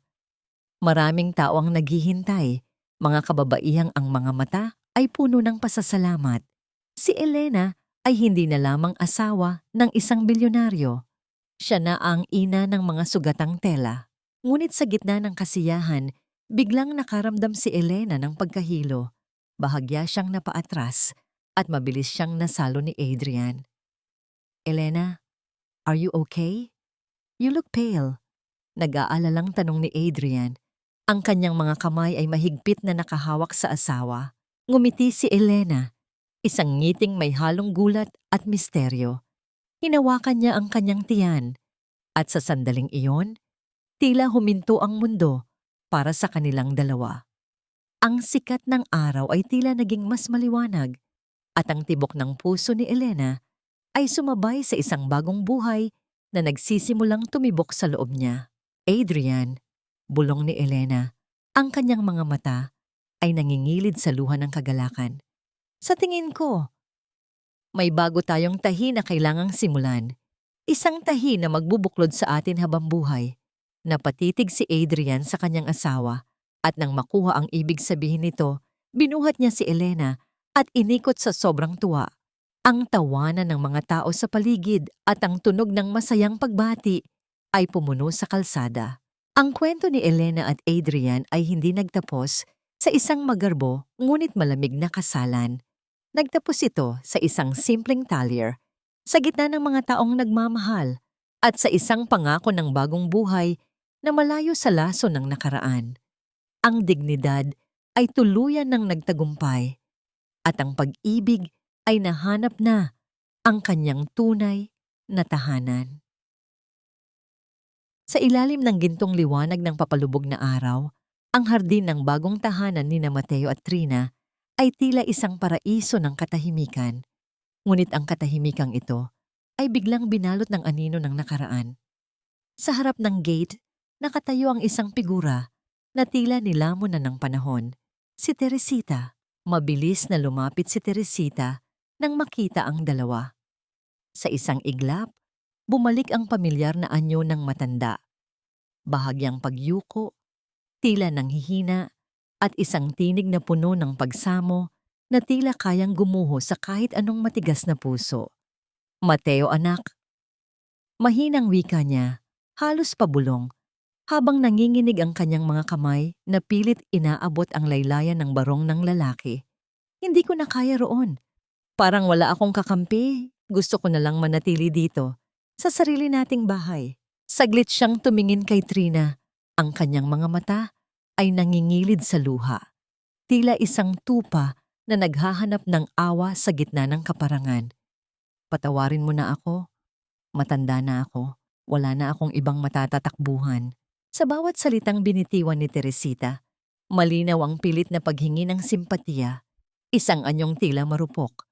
Ngunit sa likod ng kanyang mga kulubot na balat, ay bakas pa rin ang nakatagong layunin. Alam ni Trina ang bawat galaw na yon. Ang bawat buntong hininga ay isang dula. at ang bawat luha ay isang patalim na binalot ng seda. Tumingin si Mateo kay Trina. Ang kanyang mga mata ay nagtatanong, naghahanap ng lakas. Ang bigat ng tungkulin sa magulang at ang sakit ng nakaraan ay nagbabanggaan sa loob ng kanyang dibdib. Dahan-dahang lumapit si Trina. Hindi siya lumapit ng may galit, kundi ng may isang uri ng kalmado na nanggagaling sa isang taong hindi na kayang saktan ng kasinungalingan. Hinawakan niya ang mga kamay ni Mateo. Binibigyan ito ng init at katiyakan. Tita Teresita, mahinang simula ni Trina. Ang kanyang boses ay hindi nanginginig. Pinapatawad na po namin kayo. Matagal na. Dahil ang galit ay isang lason na kami lang ang magdurusa kung itatago namin. Pero ang pagpatawad ay hindi laging nangangahulugan ng pagbabalik sa dati. Napatigil si Teresita sa kanyang paghikbi. Ang kanyang mga mata ay sandaling nagbago, tila nagtataka sa katatagan ng babaeng dati ay kaya niyang pasunurin sa isang tingin lamang. Tutulungan po namin kayo. Pagpapatuloy ni Mateo. Ang boses ay matatag na ngayon. Ihahanda ko ang isang maayos na matitirhan ninyo at sisiguraduhin kong hindi kayo magkukulang sa kalinga. Ngunit ang bahay na ito, ang tahanan namin ni Trina, ay lugar para sa mga taong marunong rumespeto sa pag-ibig at katotohanan. Dito, wala nang puwang para sa mga maskara. Isang mahabang katahimikan ang namayani. Sa huling pagkakataon, nakita ni Trina ang tunay na anyo ni Teresita. Ang pagbagsak ng balikat nito nang mapagtantong ang kanyang huling baraha ng pagkukunwari ay hindi na tumatablan. Dahan-dahang tumalikod ang matanda. Inalalaya ng isang nurse na ipinadala ni Mateo. Nang mawala na ang anino ni Teresita, sa dulo ng kalsada, humarap si Mateo kay Trina. Hinubad niya ang bigat ng nakaraan at niyakap ang kanyang asawa ng mahigpit. Tapos na ang lahat, Trina, bulong ni Mateo. Hindi, Mateo, tugon ni Trina habang nakasandal sa dibdib ng asawa, nakikinig sa mahinahon at tapat na tibok ng puso nito. Ngayon pa lang nagsisimula ang lahat. Ang sikat ng araw ay tuluyan ng lumubog, ngunit sa puso ni na Mateo at Trina, isang walang hanggang umaga ang nagsimulang sumilay. Ang kanilang dignidad ay hindi nanggaling sa yaman, kundi sa lakas na tumayo at pumili ng tama sa gitna ng mali. Ang habi ng kanilang buhay ay puno man ng mga punit ng nakaraan, ngayon ay mas matibay na dahil ito ay tinahi ng sinulid ng wagas na pagmamahal at tunay na kapayapaan.